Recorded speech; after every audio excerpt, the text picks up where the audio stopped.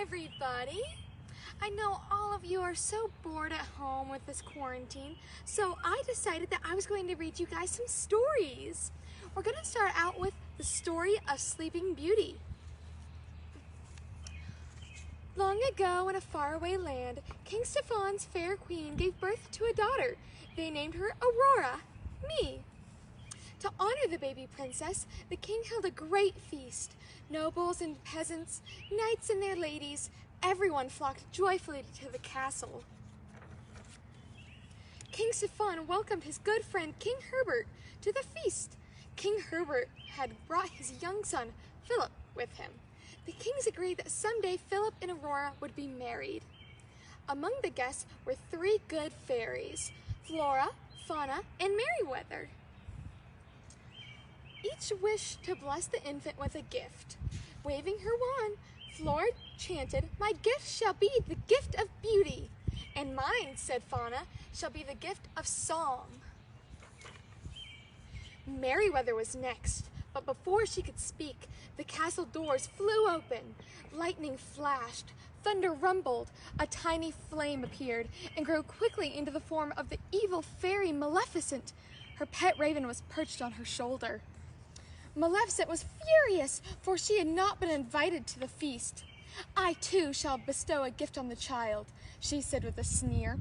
"She shall indeed grow in grace and beauty, but before the sun sets on her 16th birthday, she shall prick her finger on the spindle of a spinning wheel and die." With a cruel laugh, Maleficent vanished. Everyone in the room was grief-stricken. But Merryweather still had a gift to give. She tried to undo Maleficent's curse. She said to the baby, "If through this wicked witch's trick a spindle should your finger prick, not in death, but just in sleep, the fateful prophecy you'll keep. And from this slumber you shall wake, when true love's kiss the spell shall break." King Stephan ordered that every spinning wheel in the land be burned, but he still feared the evil fairy's curse, so the good fairies hatched a plan. They would take Aurora to live with them in the deep woods, safe from Maleficent. The king and queen agreed. They watched with heavy hearts as their fairies hurried from the castle, carrying the baby princess. To guard their secret, the fairies disguised themselves as peasant women and changed Aurora's name to Briar Rose. The years passed quietly, and Briar Rose grew into a beautiful young woman. At last, the princess reached her 16th birthday. Planning a surprise, the fairies sent out to pick berries. Fauna baked a cake for her, while Flora and Merryweather sewed her a new gown. In Mossy Glen, Briar Rose danced and sang with her friends, the birds and the animals. She told them of her beautiful dream about meeting a tall, handsome stranger and falling in love. A handsome young man came riding by.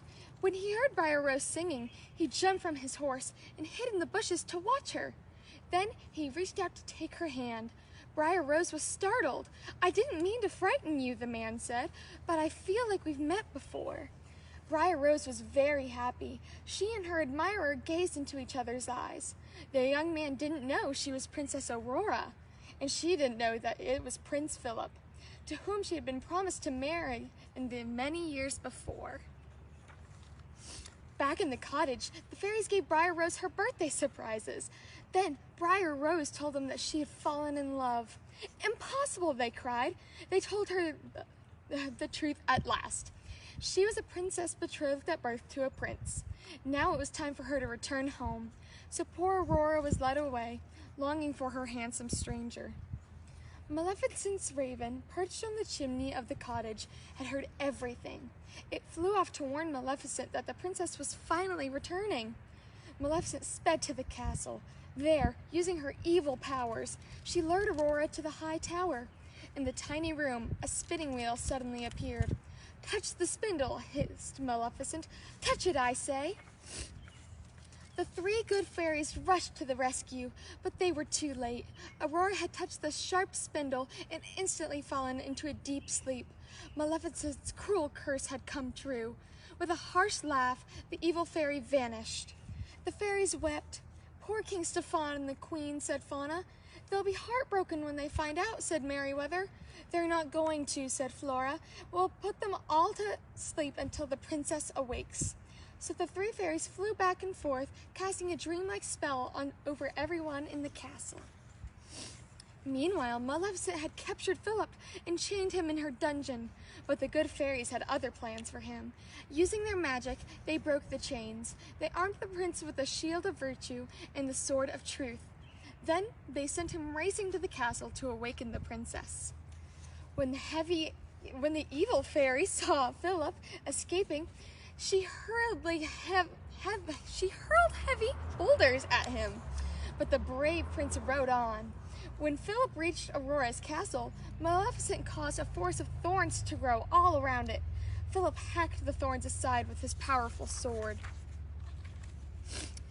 In a rage, the evil fairy soared to the top of the highest tower.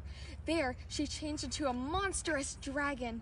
"Now you shall deal with me, oh prince," she shrieked. Maleficent breathed huge waves of flame. Philip ducked behind his strong shield. Thunder cracked, flames roared around him. The prince fought bravely. Guided by the good fairies, he flung his sword straight as an arrow. It buried itself deep in the dragon's evil heart, and the beast fell to its death. Maleficent was no more. Philip raced to the tower where his love lay sleeping. Gently, he kissed her. Aurora's eyes slowly opened. Now everyone was awake. The king and queen were overjoyed to see their daughter again, and wedding plans were soon made. The good fairies were blissful too. It had all ended the way it should. Happily ever after. The end. And that is the story of me, but I have one more story to read for you guys. Now this story is called Sleeping Beauty, Briar Rose to the Rescue. One morning, Briar Rose awoke with a yawn. A bird was singing at her window. She looked at the pretty flowers that had started to grow near the cottage. Somehow it seemed different outside. As she had dressed, she went to the kitchen to greet her three aunts, Flora, Fauna, and Merryweather. "Good morning, dear," Flora cried. "It's the first day of spring," Fauna exclaimed. "Oh, I thought it looked awfully pleasant outside," Briar Rose remarked, as she sat down at the table. Merryweather placed a biscuit with extra honey in front of the young woman. "You slept late again," she said, frowning. "The day is half over." Briar Rose smiled. Her aunt sounded grumpy sometimes, but she knew Merryweather had a heart of gold. "I suppose we have to do our spring cleaning today," Merryweather added. "Yes, dear," replied Fauna. "That's what we always do on the first day of spring." "I'm afraid we're going to need a new broom," Flora said suddenly. "The one we have is quite ragged and dirty from all the winter cleaning." "Why don't I make a new one?" Briar Rose offered. "I'll go out and find some straw and a nice, straight, sturdy stick. You'll have a new broom in no time." "Why, that's very sweet of you," Flora cried. "Dress warmly, my dear," Fauna said. "It's still cold out, you know." "Don't stay out too long," Merryweather added. "You'll leave all the work for us." Briar Rose tried hard not to giggle. She knew that her Aunt Merryweather wasn't worried about the work. She just wanted to make sure Briar Rose was safe. Briar Rose wrapped her cloak around her, picked up her basket, and went outside. In the shed, she gathered straw for the new broom. As she put it into her basket, two little chipmunks appeared and began to chatter. "Well, come on then," she said, inviting them along. The chipmunks jumped into the basket. Then some cherry bluebirds chirped at her from the rafters. "You can come too," Briar Rose offered. They were joined by other birds and animals, and soon everyone was parading happily through the woods. Briar Rose began to hum. She loved to walk with her animal friends. As they got closer to the pond, Briar Rose noticed a flutter of activity. She started to worry. What would be causing such commotion? The bluebirds flew ahead of her to see what was going on. The chipmunks jumped out of the basket and joined a group of animals that they were gathered around the pond. Briar Rose ran as fast as she could.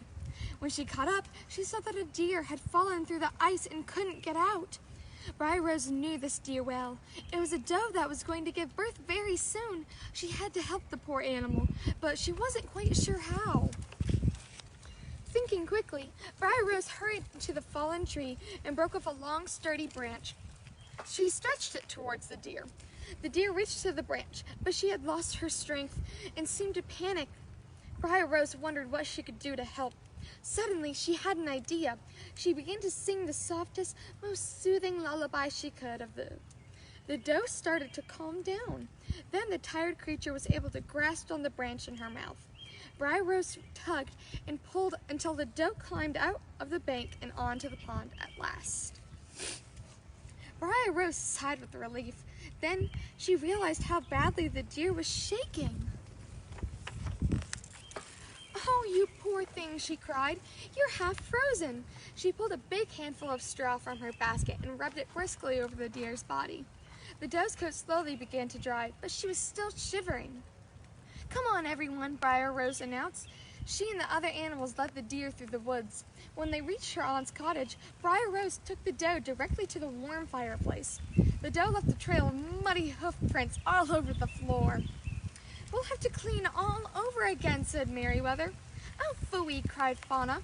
"Who cares about all of that? How can we help Briar Rose?" She fell through the... Briar Rose started to say. "I knew something like that would happen," Merryweather interrupted. "We need to get her warm," continued Briar Rose. "And dry and fed," Flora interrupted. Briar Rose and her aunt worked together to make the deer comfortable. By the next morning, the animal felt much better.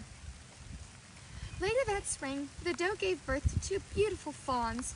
Flora and Fauna were delighted, although Merryweather still griped about how long it had taken to clean the muddy hoof prints up. One morning, Briar Rose went to the shed to start her chores and noticed Merryweather giving treats to the deer. She smiled. That was just like her aunt, pretending to be annoyed, but actually acting very thoughtful. Briar Rose went about her chores, delighted that the spring had gotten off to such a nice start. Well, it seems to have started raining, so we're gonna have to go. But thank you all so much for joining me today. Zena and Nora and Harper all say hi. Hello, Zena and Nora and Harper. I hope you enjoyed the stories. Have a bright and wonderful day.